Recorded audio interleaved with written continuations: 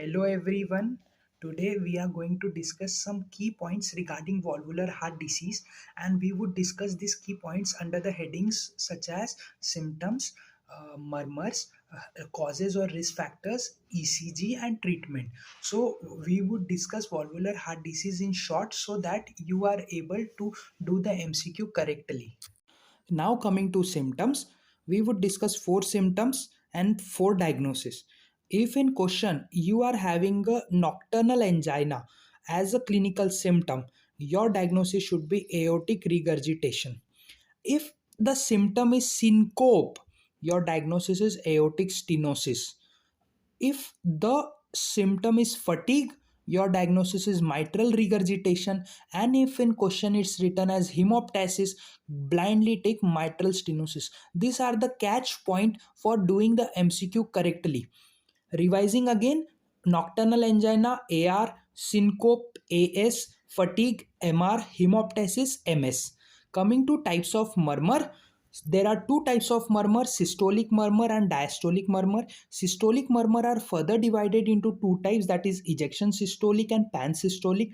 Ejection systolic murmur is a type of murmur which start later in the course and slowly reaches the peak and then again descend down. This is also called as crescendo decrescendo murmur. This is seen in aortic stenosis, pulmonary stenosis. Ejection systolic murmur seen in aortic stenosis, pulmonary stenosis. Pansystolic murmur from start of S1 to end of S2, continuously from start to end, this murmur would be heard. This is pansystolic, characteristically found in MR. It is also found in TR.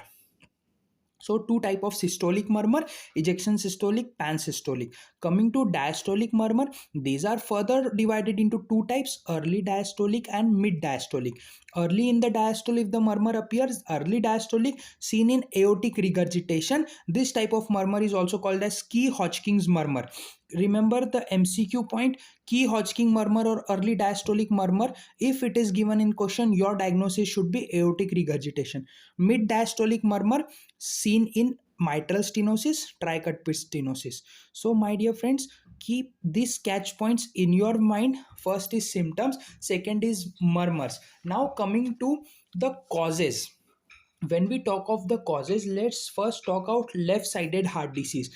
Left-sided heart disease, mitral regurgitation and mitral stenosis.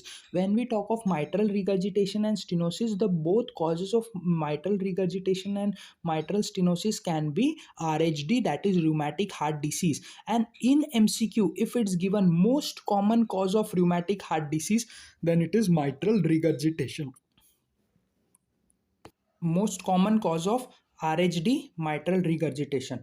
Now coming to aortic disease, aortic stenosis, aortic regurgitation. Most common cause of aortic stenosis is calcification. Most common cause of aortic regurgitation is degeneration. Coming to right-sided heart disease, tricuspid stenosis, tricuspid regurgitation. Most common cause of tricuspid stenosis is rheumatic heart disease. Most common cause of tricuspid regurgitation is right ventricular dilatation, that is due to pulmonary embolism. Coming to ECG findings, in mitral stenosis, first change which occur is left atrial enlargement, as there is stenosis of the mitral valve. So the blood would not go from left atrium to left ventricles. Hence, as a result, left atrium enlargement would be seen. And how will you see left atrial enlargement in ECG? Left atrial enlargement in ECG is seen in lead V1. In V1, negative component of P wave would be prominent. So prominent negative component of P wave in V1 suggests that left atrium enlargement. This is called as Maury's index positive. Second change which takes place in mitral stenosis is right ventricular hypertrophy. And how will you see right ventricular hypertrophy? It is also seen in V1. QRS voltage is increased in V1. R wave size of more than 7 mm in V1 indicates right ventricular hypertrophy. So left atrial enlargement seeing in V1, negative P wave prominent, right ventricular hypertrophy, more QRS complex voltage, R wave more than 7 mm. These are the changes seen in mitral stenosis. So now when we come to the changes seen in cases of mitral regurgitation. So in mitral regurgitation, left ventricle, from left ventricle, rigors blood goes to left atrium. Ultimately, there is hypertrophy of left ventricle and enlargement of the left atrium. So left atrial enlargement, we have already discussed, it is seen in V1 as a negative component of prominent P wave. Now coming to left ventricular hypertrophy, when we see of left ventricular hypertrophy, for looking for left ventricular hypertrophy, focus on lead V5 or V6.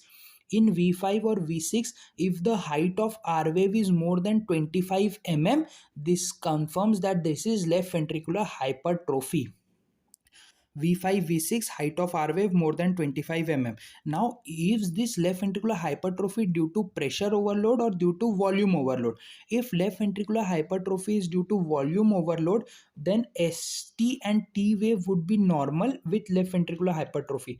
ST and T wave normal. If it is left ventricular hypertrophy is due to pressure overload, then ST depression and T wave inversion with left ventricular hypertrophy would be seen. So these are the catch point you need to remember while solving the MCQs of valvular heart disease. Now coming to the final, that is treatment part. When we talk of MSMR, we see if the grade is more. If the patient present with symptoms, that is NYHA more than grade 2. If the patient is presenting with NYHA more than grade 2 or not. So if it is more than grade 2 NYHA, then go for surgery. For MS, it is balloon valvotomy. For MR, it is valve replacement. But if the patient is having no symptoms of NYHA grade 2, then you see if there is any complications like atrial fibrillation. If there is no complication, then conservative management. If there is complication, again go for surgery. No. So first of all, NYHA more than grade 2, yes, surgery. No, see for complication like atrial fibrillation. If there is complication like atrial fibrillation, go for surgery. No complication, conservative management. In conservative management, we give diuretics and it would decrease the congestion. AC inhibitors, it would improve the ventricular remodeling. And finally, we do for annual echo. In cases of AS and AR, NYHA more than grade 2, yes or no? If it is more than grade 2, go for surgery.